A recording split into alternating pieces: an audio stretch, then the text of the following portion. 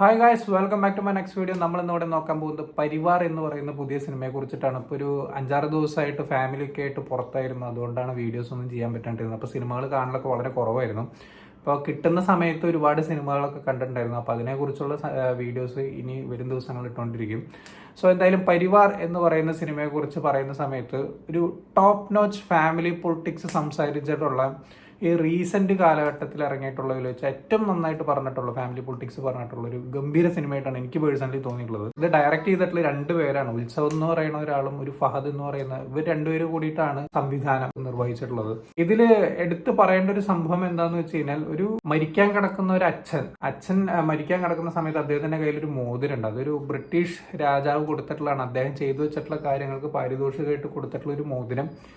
ആ ഒരു മോതിരത്തിന് വേണ്ടിയിട്ട് ഇവരൊരു 4 മക്കളുണ്ട്. ആ ഒരു 4 പേരും നടത്തുന്ന കുറച്ച് കാട്ടിക്കൂട്ടലുകളാണ് ഈ ഒരു സിനിമ മൊത്തം പറഞ്ഞു പോകുന്നത്. ഇതിൽ പ്രധാനമായിട്ടും എടുത്തു പറയേണ്ടത് പെർഫോമൻസുകളാണ്. ഇപ്പം ഈ കഥ എന്ന് പറയുന്നത് ഞാൻ നേരത്തെ പറഞ്ഞൊരു സംഭവം, അത് എന്താണ് ക്ലൈമാക്സിലേക്ക് ഉണ്ടാവാൻ പോകുന്നത് എന്നുള്ളതൊക്കെ നമുക്ക് ഏകദേശം ഊഹിക്കാൻ പറ്റും. എന്നാലും അവസാനത്തേക്ക് എത്തുന്ന സമയത്ത് ഒരു ചെറിയൊരു കാര്യങ്ങളൊക്കെ ഒളിഞ്ഞിരിപ്പുണ്ട്. ഏറ്റവും ഗംഭീരം എന്ന് പറയുന്നത് ഇതിന്റെ പെർഫോമൻസുകളാണ്. പെർഫോമൻസ് എന്ന് പറയുമ്പോൾ തന്നെ ലെജൻഡറി ആക്ടേഴ്സ് ആണ്. ജഗദീഷ് ചേട്ടനും അതുപോലെ തന്നെ ഇന്ദ്രൻ ചേട്ടൻ, അലക്സാണ്ടർ പ്രശാന്ത്, ഇവർ 3 പേരുടെ പെർഫോമൻസ്, അതിൽ തന്നെ ജഗദീഷിന്റെയും അലക്സാണ്ടർ പ്രശാന്തിന്റെയും ഭാര്യമാരായിട്ട് വന്നവരുടെ പെർഫോമൻസിനെയും കുറച്ച് കാണാൻ പറ്റില്ല. അതുപോലെ തന്നെ ഇവർ 3 പേരുടെയും ഒരു അനിയൻ കൂടി ഉണ്ട്. അതായത് ഏറ്റവും ഇളയ ഒരു അനിയനും അയാളുടെ കാമുകിയും. അതൊക്കെ ഞാൻ വഴിയെ പറയാം. എന്തായാലും ഇവർ 3 പേരെ കുറിച്ച് പറയുന്ന സമയത്ത് ജഗദീഷ് എന്ന് പറയുന്ന കഥാപാത്രം ഒരു പൊളിറ്റീഷ്യനാണ്. അദ്ദേഹം ഏറ്റവും മുതിർന്ന ഏട്ടൻ എന്ന് പറയുന്ന സ്ഥാനത്തിരിക്കുന്ന ഒരാള്. ഇന്ദ്രൻസിന്റെ കഥാപാത്രം എന്ന് പറയുന്നത് അച്ഛൻ്റെ വേറൊരു സ്ത്രീയിലുണ്ടായിട്ടുള്ളൊരു മകനാണ് ഇന്ദ്രൻസിന്റെ ഒരു ഭീമൻ എന്ന് പറയുന്ന കഥാപാത്രം. അദ്ദേഹം വെറും വെള്ളമാണ്. വെള്ളത്തിന്റെ പുറത്ത് കിട്ടിയ സ്വത്തുക്കൾ മൊത്തം വെള്ളടിച്ച് തീർത്ത്, പക്ഷെ കുറച്ച് എത്തിക്സും കാര്യങ്ങളൊക്കെ കാണിക്കുന്ന ഒരു മനുഷ്യനാണ്. അലക്സാണ്ടർ പ്രശാന്തിനെ സംബന്ധിച്ചാണെങ്കിൽ ഒരു അഴകുഴമ്പൻ നയത്തിൽ പോകുന്ന ഒരു അനിയൻ പ്ലസ് ഭർത്താവ് എന്നുള്ള ലെവലിലൊക്കെ പോകുന്ന ഒരു സാധാരണ ഒരു മനുഷ്യൻ, അത്രയേ ഉള്ളൂ.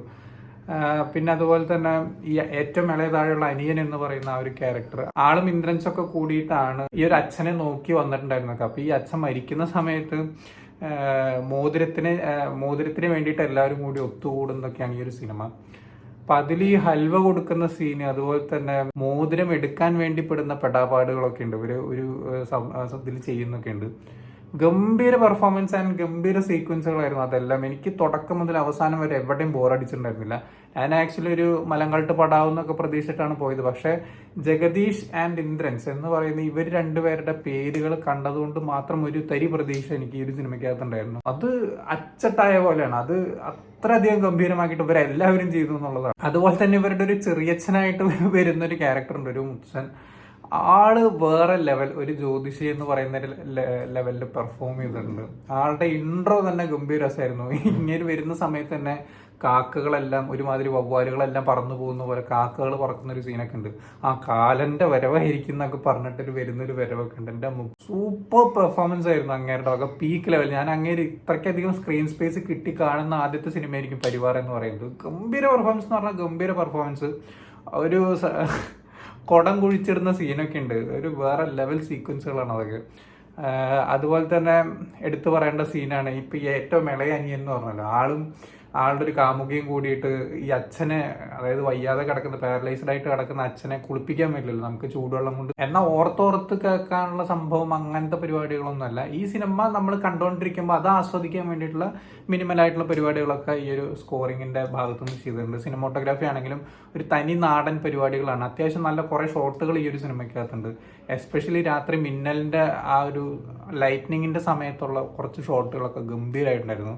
അത് എഡിറ്റിങ്ങിലും അത്യാവശ്യം നല്ല രീതിക്ക് അവർ പണിയെടുത്തിട്ടുണ്ട്. നല്ല രസമായിരുന്നു, നല്ല എഫക്റ്റ് ആയിരുന്നു. അതുപോലെ തന്നെ അച്ഛൻ മരിക്കുന്നതിന് മുമ്പ് തന്നെ പോസ്റ്ററൊക്കെ അടിച്ചിറക്കുന്ന മക്കളിൽ നിങ്ങൾ ഇതുവരെ കണ്ടിട്ടൊന്നും ഉണ്ടാവില്ല. ഇതിൽ അങ്ങനത്തെ കുറെ പരിപാടികളൊക്കെ ഉണ്ട്. എൻ്റെ വേറെ ലെവൽ സീക്വൻസുകളായിരുന്നു. ഒരുപാട് കാര്യങ്ങൾ പറയാണ്ട് ഈ ഒരു സിനിമയെ കുറിച്ച്. എൻ്റെ ഫാമിലിയൊക്കെ ആയിട്ട് ഒരുപാട് റിലേറ്റ് ചെയ്യാൻ പറ്റി പല കാര്യങ്ങളും. സോ എന്തായാലും നല്ല രസമായിരുന്നു എന്നെ സംബന്ധിച്ച് പരിവാർ എന്ന് പറയുന്ന സിനിമ. അതുപോലെ തന്നെ ഒരുപാട് ഇന്ദ്രൻസിന്റെ ഭാഗത്തുനിന്ന് ഒരുപാട് കാര്യങ്ങൾ ഗംഭീരമായിട്ട് ഒരു ഫാമിലി എന്തായിരിക്കണം, എന്താണ് എന്നൊക്കെ പറയുന്ന ഒരുപാട് സാധനങ്ങളൊക്കെ ഉണ്ട്. അവസാനത്തേക്ക് വരുന്ന സമയത്ത് കുറച്ച് ഇമോഷണൽ ഡയലോഗ്സും കാര്യങ്ങളൊക്കെ ഉണ്ട്. നമ്മുടെ മൊട്ട രാജേന്ദ്രൻ ഇതിനകത്ത് അഭിനയിച്ചിട്ടുണ്ട്. അത്യാവശ്യം നല്ലൊരു കെമിയോ റോൾ എന്നൊക്കെ പറയാവുന്ന രീതിക്ക്. കെമിയോ റോൾ എന്ന് പറഞ്ഞാൽ മാക്സിമം എല്ലാം കൂടി കൂട്ടി പൊറുക്കി കഴിഞ്ഞാൽ ഒരു 5 മിനിറ്റ് ഒക്കെ തന്നെ ഉണ്ടാവുള്ളൂ മൂപ്പരുടെ റോളും. അത്യാവശ്യം നല്ലൊരു റോൾ തന്നെയാണ് അദ്ദേഹത്തിന്റെ ക്യാരക്ടറിനും കിട്ടിയിട്ടുള്ളത്. പിന്നെ ഞാൻ പറഞ്ഞല്ലോ, ഈ അച്ഛൻ വയ്യാതെ കിടക്കുന്നതാണല്ലോ കഥ എന്ന് പറയുന്നത്. ഈ ഒരു അച്ഛന്റെ ക്യാരക്ടറായിട്ട് ചെയ്തു വെച്ചിട്ടുള്ള ഇതിന് മുമ്പ് ഞാൻ കണ്ടിട്ടുണ്ട്, 2-3-4 സിനിമയ്ക്കകത്ത് ഞാൻ കണ്ടിട്ടുണ്ട്. ആൾക്ക് ഇങ്ങനെ വെറുതെ കിടക്കുക എന്നുള്ളത് മാത്രമേ ഉള്ളൂ.